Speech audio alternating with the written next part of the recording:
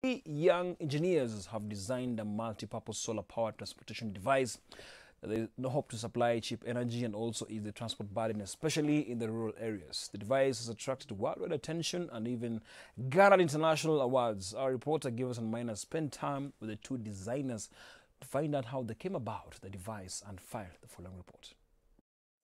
Ignatius Maranga and Samuel Ndongo are graduates of Jomo Kenyatta University of Agriculture and Technology and Strathmore University, respectively. They're the brains behind this transportation device, the solar e-cycle. It travels at 50 kilometers per hour and can easily carry a load of up to 150 kilograms. As the name suggests, this device is powered by solar energy. The panel charges the batteries, and then the batteries in turn drive the motors. So really there is nowhere that petrol is used to drive this e-cycle. And that said, it means that this e-cycle does not have any carbon footprint at all. According to these young innovators, solar energy is much cheaper than other energy sources. They believe that this form of energy could prove to be the ultimate solution for a majority of Kenyans that cannot afford to install electricity and also pay monthly power bills. Mtu kama ule anaishi Ocha anaweza beba vitu zake kwenda kwa soko every day na hii gari. Bado anaweza power hiyo stall yake ama hiyo soko yake na hii power yenye ana get kutoka hapa from batteries. Na bado jioni akirudi home juu akipark nje bado ina charge, anaweza enda hapa nyumba yake. So inamsaidia, basically inamkuza, it's growing them. Late last year, the team participated in and won the Valio Innovation Challenge, a science contest organized by the French multinational automotive supplier. We defeated teams like Harvard, Cambridge, who had very crazy solutions, interesting solutions in mobility. But the fact that ours was easy and addressing a huge problem in Africa, I think that's why we won the competition. The solar vehicle that takes at most 3 months to manufacture has even caught the attention of President Uhuru Kenyatta, who during a visit to Strathmore University asked the duo to make 10 solar vehicles for State House. It would prove to be a major breakthrough for them. Registration of the company, Solar E-Cycles, is at an advanced stage. The team has also begun the process of patenting the idea. The bikes will retail at 100,000 Kenyan shillings each. Well, the things that we've imported, the panel that is on top, the motors and the hubs, as well as, that's the only thing we've imported. Otherwise, everything else like the bicycle levers are gotten locally, the bicycle wheel and the parts also locally, and the frame itself is constructed locally. It has wheels of a bicycle, but 4 like a vehicle. Africa, lying between the tropics of Cancer and Capricorn, receives much sunshine. The solar e-cycle makes use of this free, bountiful natural resource. Giverson Minor, Switch TV.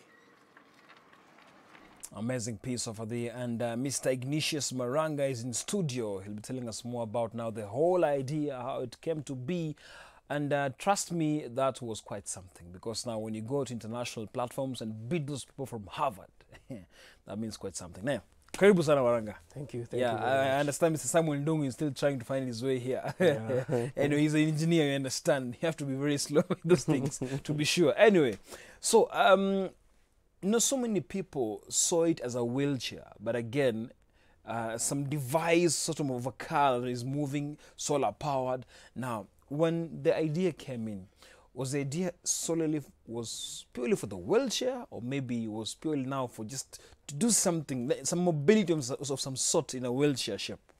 How is it? Well, the design that looks like a wheelchair is the latest design. It's the latest design, okay. But from the first version of the vehicle, the whole idea was to provide a mobility solution for the guys up country who travel very long distances. Okay. Because on average, people in Africa, people travel about 7 kilometers to get water, firewood, also going to school. Yeah. So we thought of coming up with a mobility solution, and as well come up with an electrification solution, because these people who travel long distances also do not have electricity in their homes. So the vehicle is able to power itself, and as well in the evening you can use it to power your house because it charges batteries. Amazing. Yeah. You know, we used to do this, motorbikes and all the rest, and trust me, fuel has to be consumed here. When you talk about solar, it's quite something because, yes, there's a free energy. Your work is just to step in there, start riding it. No expense. But now, tell us about trying now to bring things together, importing one part from the other. Now, how was it now sitting? You know, that was a process. As much as it's now together as a piece, it was a process. So how did you start, first of all? First, you'll want to know how much energy Absolutely. the vehicle will consume. Before the energy now, Yeah. you know, there's the skeleton structure. Yeah. You see, there's the pedal, there's everything. The structure before that, before you talk about the watts, the energy, how did you guys start from the wheels to everything now? Was there design? Was it drawn or something? Mm-hmm. So it was interesting because the first design was not the first version was not very well designed. Okay. So we thought of coming up with a very easy solution, and it's also reflected in the design that has just been shown on air. Okay. So we took 2 bicycles. Wow. And put them together Yeah. to form something like a 4-wheel vehicle. Mm-hmm. Yeah, so that was the first design. Then after having the vehicles, we thought of now how to electrify it. You know? Yes, absolutely. So we came up with motors. The core part, that is. Yeah. Yes. So now the motors, how would we power these motors? So we identified a couple of motors, they are different sizes in terms of power. Then we looked for one that would climb some hilly. Or, absolutely. Sure. Then what size of a solar panel would power these motors, and what size of batteries will be able to power these motors, say for 2 days. Okay. Wow. If there's no sun, you know. Wow, interesting. Yeah. So there's a backup power also. Yeah, it's backup. Wow, interesting. So basically the panel will charge the batteries, and the batteries would, it's called days of autonomy, when you assume there's no sun at all, and the batteries are not charging, so they will sustain you for 2 days. Okay. Yeah. Now, talking amount of power it actually now emits. You see, now that's the most important part. Now you see solar, I believe there's some exchange from AC to DC, all those things. Maybe take us through all those things. So the interesting bit about the vehicle is that it uses DC. Okay. Because solar power Direct generates current, DC. that is. Direct current. So we don't have the conversion from DC to AC, because the motors we're also using are DC motors. Sure. Now, Yeah. wow. Okay. So interesting. Now, how much power? Maybe the watts. So the panel is rated at 300 watts, because it's the largest rating we could have gotten for the panel. Okay. And the batteries are 30 ampere hours, 12 volts each, but it's a 48 volt system. So this means there are 4 batteries, each 12 volts put in series. Remember, did that in science. So 12 volts times 4 is 48 volts. Okay. And it's 30 ampere hours each. So it's about 1,440 volt ampere hours. That's powerful. Yeah. Now, when you talk about insurance, you know, everything has to be insured. You also have to be insured in one way or another. Have you maybe approached an insurance company, asked them about this device? Okay, we have this.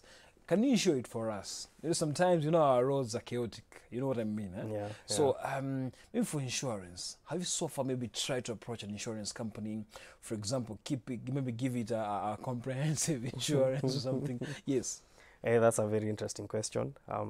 So we've thought about it, but we haven't approached an insurance company, because you will not know how to define you don't know whether to call it a bicycle, a motorbike, you know, a vehicle. Yeah. So you only know how to classify it. So what you're doing is you're working together with Strathmore, the law school, Strathmore Law School. Sure. They have a policy innovation center.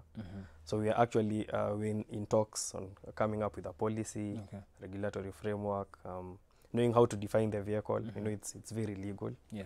Then with this, I think we'll be fit to approach an insurance company. Interesting. NTSA, you know, so come up with this regulation. Okay. The story you did with give us on Maina, brilliant story. And what do you think about the transportation? Was it carried, or you guys just rode it from where you were? Some actually rode it from Strathmore University. Interesting. And we actually use this vehicle. So whenever we want to get something from Nairobi, we don't use Ubers or from so the you office. use it already? We actually use it. Have you ever been stopped by police? The interesting bit is they're usually amazed, but they can't ask us. So some ask us, what is this, you know? I think it's some That is hilarious. Yeah. That is hilarious. But they don't. Now, I mentioned the chaotic nature of our roads, and you see, we have drivers, we have trailer drivers who I know how they drive, and I understand sometimes they see you also on the road. And are you giving some respect, or maybe some will slow down and see what is this? So what really goes on into these minds? So I'll talk. We've done a trip to Mombasa using trip the to vehicle Mombasa? in December. What, from Nairobi to Mombasa? Yes, from Strathmore University to Mombasa. How long did it take? 15 days. Wow. But the whole idea was to travel during the day for Of about course, 4 power. hours. Yeah, Then at night, we use the model because the vehicle is meant to serve you for about 5 hours or 6 hours in a day. Then at night, it will power your home. So we'll travel for about 6 hours, stop at a center, a police post, put up tents, charge phones, you know, light the tent, you know. Okay. Yeah. So that was the whole idea. But anyway, to answer your question, so on the trip, we realized guys will slow down, try to figure out what this is because you're on the highway. Yeah, sure. Of course, we'll get like the boda drivers. Zinatupita, you know. It was a bit scary. Yeah, I know. We've also gotten into a couple of accidents, like confusion with boda guys, you know. Oh, okay. That was one of the accidents. But we will say it was intentional, but it was kind of a confusion. It was a head-on collision. Yeah. No, they hit us from behind. Oh, sorry about that. Yeah. Okay, interesting.